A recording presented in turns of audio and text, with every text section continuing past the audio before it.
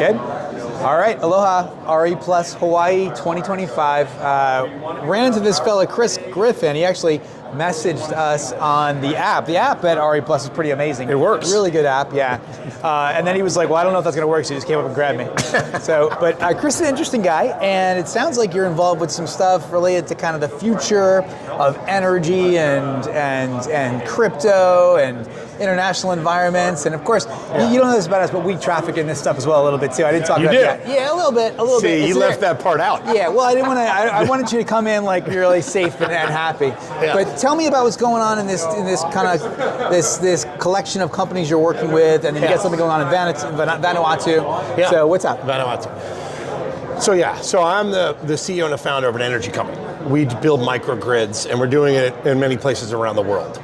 We use all types of energy generation, so wind, solar, battery, hydrogen, fuel cells, natural gas, you name it. We'll add anything to our microgrid. Yeah. There's a group in a country called Vanuatu that owns an island called Satoshi Island, and they've invited me into their group. Now, this is an incredible group of people. One of the most diverse groups I've ever been a party to, and it's been a thrilling exercise to just walk this out over the last year to 18 months with this group of people. We've got medical doctors to crypto people, blockchain, energy guy, myself, a Disney Imagineer, just a really diverse and eclectic group. And what I've loved about the group is that we're approaching kind of the world's challenges in a very different way. And some of those challenges are all around sort of power and control. And when I say power and control, I'm not talking about kilowatts and kilowatt hours. I mean, like people who are vying for power, whether it's through, military and those types of political forces, or whether it's through land grab and naming, this is my country, so I'm taking over. That kind of thing. So the group is very much on how do we build a better social construct that involves all of these things. And one of the places we've landed is on the energy market. So how can the energy market be a contributor to changing the way a society works? And that's been pretty exciting. So we've over the years we've kind of had little forays into crypto and blockchain and new smart cities and then how these different technologies might come together. But at the end of the day, the foundation of a lot of it tends to be, you have control over your energy, which is this foundational component to a society, right? Yeah. And then you go from there and you build up. And it's when energy is essentially free, which it'll probably be at one point. Correct. Then from there, you're in a different place in terms of productivity, in terms of what you can create, and the freedom that is involved in that. So I get the fundamentals of it. Yeah. What's the overall concept? I mean, can you tell us a little bit about some of the technical ideas or some of the kind of little nuggets that are interesting? Yeah, it sounds like you guys have dabbled in it a little bit before, so maybe some of your viewers and listeners have seen this, have heard about some of these things. But where it started was how we can use blockchain to connect better. Okay. Yeah. There are power mini grids today that use blockchain to swap power. Yep. In a very beautiful way, very elegant, kind of autonomous, fast. And it's all happening, and it's just a ledger kept. How much did I produce versus how much did I use? And at the end of the month, we settle up. Yeah. Right? Super simple. And these things are already in place and been in place for years in existence in small communities that have been testing these things out. And I've been not part of that, but I've been following it very closely. Yeah. I'd like to think that's how we could build the grid. Yeah, reconstruct the whole grid. The whole grid would be a grid of grids that just do exactly that. Whoever is growing is growing, and whoever is consuming is consuming, and at the end of the day, we just settle up, right? Yeah. And that way, it's all sort of net out to the point where power becomes ubiquitous in the first place, just like you mentioned. Yeah. So we believe in a grid of grids. That's what we do at Hover. Now, what we're doing at Satoshi Island, though, where I feel like we've taken another step, is considering kilowatts as currency. Okay. Right? Where you literally are taking something that's created in the physical world, digitizing it like an NFT type deal. So you have a tokenized power system that is usable as currency and traded. So if you're at home, Josh, and you got solar panels on your roof, and you create some power that day, but you create a little extra.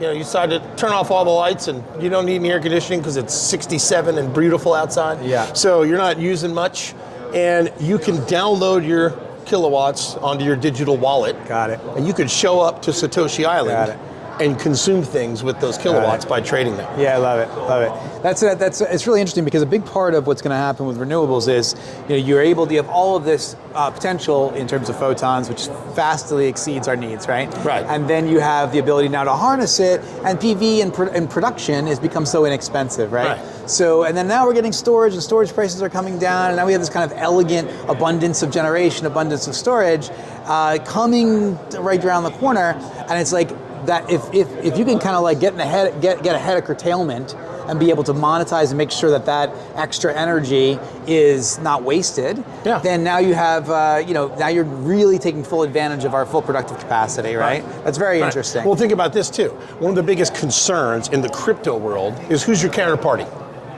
right? How do I know that this coin's going to be around in 10 years?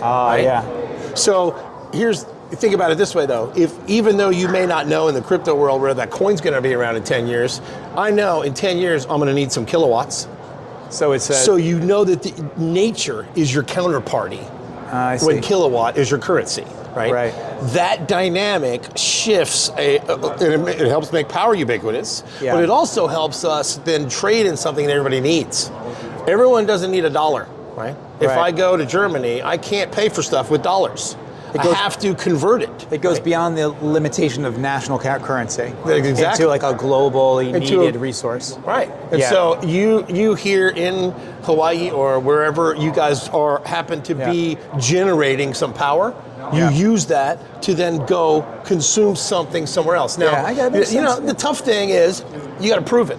Do I really have those things? Or did I just load them there digitally? This is where the tokenization comes in. And we've got some great documentation with an amazing company called Tidal Chain who's been able to match physical assets with digital proof of it. And so there's some things there that I think are really helpful. But I'd love to take a closer look at it. It reminds me, like it's farther down the road than this particular example, but in Europe, because of the way the utilities operate, you're able to take credits and then give them to people that can use it for energy use, right? Exactly. So it's like but it's still energy. It's not currency. But now you're taking kind of a step further and saying we're actually going to use it as currency. And that's a pretty interesting point. And you might have seen me and Jay kind of wink at each other and kind of giggle for a second because when you say grid of grids, one of our repeated participants in the podcast is Raghu Balor of Enphase. And Raghu often says grid of grids. Raghu often talks about this marketplace of energy that will naturally transact, real time, autonomously. So not very far from what you're talking about. A similar type of discussion. It's exactly. I mean, we think exactly the same thing. Nextera's been talking about it for a long time. I mean, the point is, everybody should be generating something, right? And if you could turn everybody into a contributor, then we wouldn't all just be consumers, right? If we're all contributing something, it's kind of. I think we all go through that sort of phase in life anyway, right? Where it's in an early stage of life, you're like, I want. And then sooner or later, you finally figure out, you know 100%. What? 100%. It is more blessed to give than to receive. Maybe I do want to give something. Maybe I want to help somebody. Maybe I do want to see what I can contribute.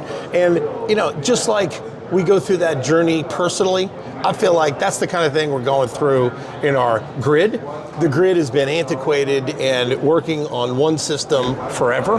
And it's finally just growing up and it's maturing. Amazing.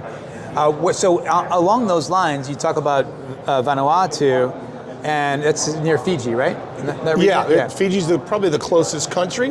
New Zealand's pretty close too. And then so that's an environment where you actually have some land where you can test out and implement this kind of an idea. But where do you see it going? Where does the group see it going long term? Is it something that you see happening in other environments? Is that So what I love even about this conference here at RE Plus Hawaii is that Hawaii and how Hawaii's thinking is we're going to do these things here, we're going to live through these mistakes, and we're going to figure it out because we want to. We're connected to our land, we're connected to our region, we believe we're all part of the spirit of aloha, right? It's important for us to think like that. We're thinking the same way in Satoshi Island, that if we can create something that is a little bit more full of joy and not so much focused on, how do I get some? How do I get my piece? It's an abundance scarcity. That's exactly right. Yeah. The scarcity mentality is a killer, and yet it's the survival instinct we all have. At the same time, if you can operate out of a sense, wait a minute, I'm going to do what I can. And then as I contribute, others will contribute to me. And that's a lot of trust involved there. But if you build a system where that trust is rewarded, that trust is incentivized, then you can actually expect that people are going to want to contribute. Interesting. And so, in fact, when we first all got together, that was one of the first things we said. Like, look, I want to start with contributing and I don't want anything. And then people started to offer things to each other, even because we were just all contributing. So we were all, there's about a dozen people involved, and we were all like, how do we contribute? How do we make this a better place? And then as new people come into the mix, interesting. they can just contribute whatever they want.